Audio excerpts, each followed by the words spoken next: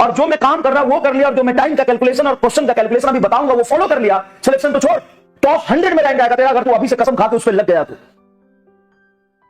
पूछना चाहता हूं कि अब क्या करें, अब क्या करना चाहिए। तो 2 मिनट रुक के कि हम पढ़े कैसे, उससे पहले एक मन में सवाल आना चाहिए कि आपके पास क्या ऑप्शन है। मान लो कि हमने 11th खराब कर लिया। जनरली बच्चे पूछते हैं हमारा तो 11th खराब हो गया।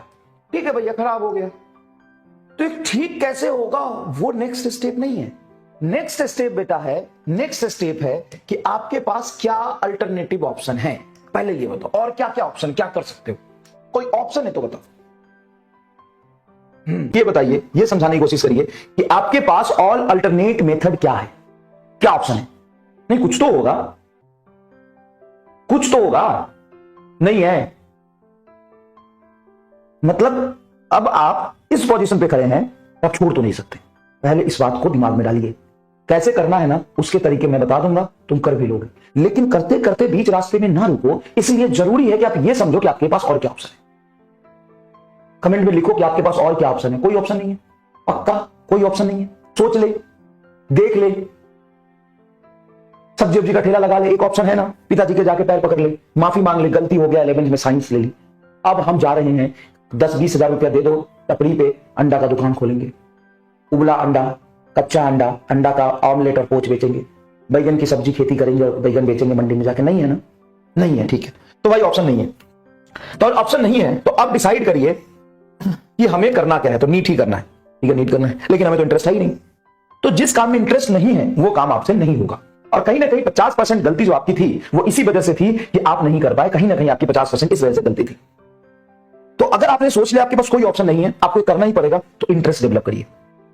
पढ़ने को चैलेंज की तरह लीजिए, छोटे छोटे गोल हो जाए कंप्लीट तो खुश हो जाइए। पैनिक होना बंद कर दीजिए, रोना बंद कर दीजिए, क्योंकि यहां से यू टर्न आपके पास नहीं है। रास्ता पीछे का बंद हो चुका है। आगे आपको एक एक कदम बढ़ाना है, चाहे कितना धीरे बढ़ाए इस बात से फर्क नहीं पड़ता, लेकिन कदम आपको बढ़ाना है। तो पढ़ाई में थोड़ा सा इंटरेस्ट डेवलप करिए। पढ़ना कैसे है वो मैं आगे अब बताता हूं कि ठीक है भाई, अब तो हमें 12th स्टार्ट करना ही है। तो 12th स्टार्ट कैसे करें और लास्ट में क्या क्या पॉसिबल गलती बच्चा करता है वो हम ना करें। तो बैच स्टार्ट होता है, कीप योरसेल्फ इन आइसोलेशन। बहुत हो गया प्यार मोहब्बत दोस्ती यारी, अब खत्म करो।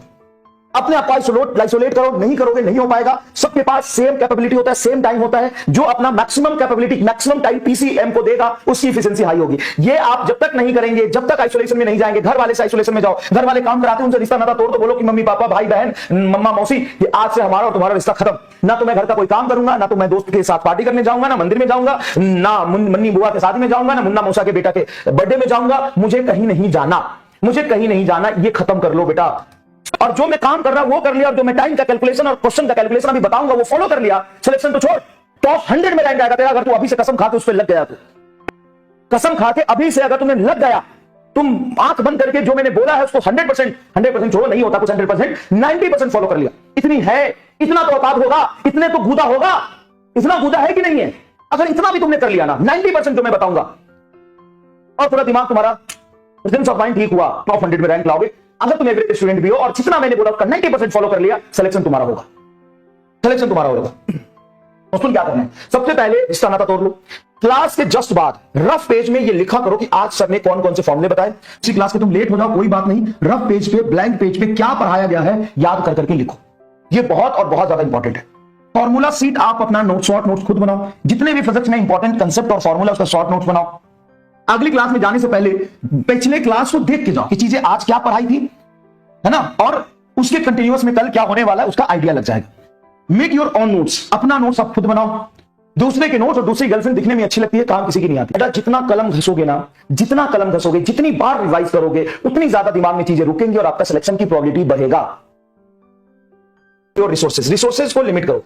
जिस बैच में आपने ज्वाइन किया उस बैच का क्लास नोट्स, डीपीपी, टीचर का असाइनमेंट और उसके साथ साथ डीपीपी असाइनमेंट के साथ साथ उस टेस्ट कर लो, बस टेस्ट कर लो बस। इससे ज्यादा तुम्हें कुछ भी करने की जरूरत नहीं है। 10 किताब खरीदने की कोई जरूरत नहीं होती। लेकिन सॉरी, इसमें ट्यूसडे को मंडे का रिवीजन कर लो, मंडे ट्यूसडे थर्सडे को मंडे का रिवीजन कर लो, फिर Monday Tuesday Wednesday Thursday, Friday को ट्यूसडे का रिवीजन कर लो, सैटरडे को वेडनेसडे का रिवीजन कर लो, फिर मंडे को तुम थर्सडे का रिवीजन कर लो। मतलब ये रेगुलर पैटर्न एक बना लो। मुश्किल है, लेकिन अगर तुम इसको मेंटेन करोगे, करते जाओगे तो बहुत आसान हो जाएगा। टेस्ट की तैयारी ना हमेशा 4-5 दिन पहले से स्टार्ट कर देनी चाहिए। टेस्ट की तैयारी हमेशा 4-5 दिन पहले से स्टार्ट कर देनी चाहिए, क्योंकि होता क्या है ना, जब टेस्ट आता है तो 2 दिन पहले हम जगते हैं कि अच्छा अब हम करेंगे। नहीं, ऐसे नहीं होता। 4-5 दिन पहले से आप टेस्ट की तैयारी शुरू कर दो। सबसे पहले टेस्ट की तैयारी में फिजिक्स को कंप्लीट करो, क्योंकि फिजिक्स एक ऐसा सब्जेक्ट है कि जब आप उसको रिवाइज कर लोगे और क्वेश्चन प्रैक्टिस कर लोगे तो 3-4 दिन तक वो आपको क्या रहेगा, याद रहेगा। बाद में आप क्या हो जाते हैं बेटा, भूल जाते हैं। तो सबसे पहले फिजिक्स की कर लो। बायोलॉजी अगर पहले पढ़ लोगे तो 3 दिन बाद निकल जाएगा दिमाग से, तो बायोलॉजी को टेस्ट से 1 दिन पहले पढ़ो, केमिस्ट्री को 2 दिन पहले करो, फिजिक्स को 3 दिन पहले करो, ठीक है ना। Daily class notes DPP regular आप बेसिस पे लगाओ, जो क्लास में आपको दिया जा रहा है क्लास नोट से ही सिंक्रोनाइज होता है ये चीज। ये करोगे ना तो आपको मेहनत दोगे, समय दोगे, मेहनत करोगे तो आपको समझ में आएगा कि चीजें लिंक्ड होती है ना। स्टार्टिंग में दिक्कत 12th में भी होगा, लेकिन बने रहोगे, करते रहोगे तो हो जाएगा। अब सुनो, 45 मिनट डेली निकालो in the morning, 45 minute daily for 11th revision in every morning. PYQ plus basic formula आपको करना है 5 days in a week, 5 days in a week, हफ्ते में 5 दिन। मैं 7 दिन इसलिए नहीं बोल रहा हूं कि इस टेस्ट के दिन आप नहीं कर पाओगे। तो बेटा करना क्या है 11th क्लास में, 11th क्लास के फिजिक्स का सिलेबस, 11th क्लास के केमिस्ट्री का सिलेबस और 11th क्लास के बायो का सिलेबस अल्टरनेट डे। पहले दिन फिजिक्स कर लिया, दूसरे दिन केमिस्ट्री कर लिया, तीसरे दिन बायो कर लिया, फिर चौथे दिन फिजिक्स कर लिया, पांचवें दिन केमिस्ट्री कर लिया, छठे दिन बायोलॉजी कर लिया। तो इसमें आपको क्या करना है, यहां से स्टार्ट करना है कि चलो भैया हमने फिजिक्स कर ली, उसके बाद केमिस्ट्री करेंगे, उसके बाद बायोलॉजी करेंगे। सिर्फ और सिर्फ 45 मिनट मैं बोल रहा हूं। इस 45 मिनट में आपको क्या करना है, एकदम फंडामेंटल बेसिक फॉर्मूला जो काइनेमेटिक्स के, लॉज ऑफ मोशन के, बस बेसिक फॉर्मूला देखना है और उसके PYQ की प्रैक्टिस रेगुलर करनी है। ये आप चलाते रहो साथ साथ में, फिर 45 मिनट आपको निकाल के देना ही देना है। मेंटेन कर लो कि ठीक है सर 45 मिनट हम देंगे। अब आते हैं, बात करते हैं फिजिक्स केमिस्ट्री की, वही बात होगी, बायो में भी लगभग वही होती है। आपको हर फिजिक्स के चैप्टर में क्लास नोट्स में, अगर आप PW में पढ़ते हैं, हर चैप्टर में लगभग आपको छोटा है तो थोड़ा कम, बड़ा है तो थोड़ा इससे ज्यादा 200 क्वेश्चन कराए जाते हैं। डीपी में लगभग 100 क्वेश्चन आपको दिए जाते हैं। टेस्ट में 2-3 बार टेस्ट होता है तो मिनिमम एक चैप्टर में 100 सवाल तो कर ही लेते हो। तो टोटल क्वेश्चन कितने हो गए, 400। टोटल क्वेश्चन कितने हो गए, 400 क्वेश्चन हो गए। तो 400 क्वेश्चन पर चैप्टर आपको करना है।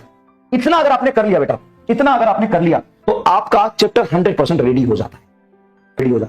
तो ये आपको सफिशिएंट तरीके से करना है। After chapter completion do module और एनी बुक। क्यों? क्योंकि देखो आपका थ्योरी हो गया, फॉर्मूला हो गया, क्वेश्चन प्रैक्टिस नोट्स में हो गई, डीपीपी में हो गई, सब हो गई। फिर भी एक समय के बाद जब चैप्टर कंप्लीट हो जाएगा तो PW के मॉड्यूल या कोई भी बुक से एक बार क्वेश्चन प्रैक्टिस, नए लैंग्वेज को देख के सवाल कंसेप्ट को समझना और करने में आपको थोड़ा सा समय देना पड़ेगा।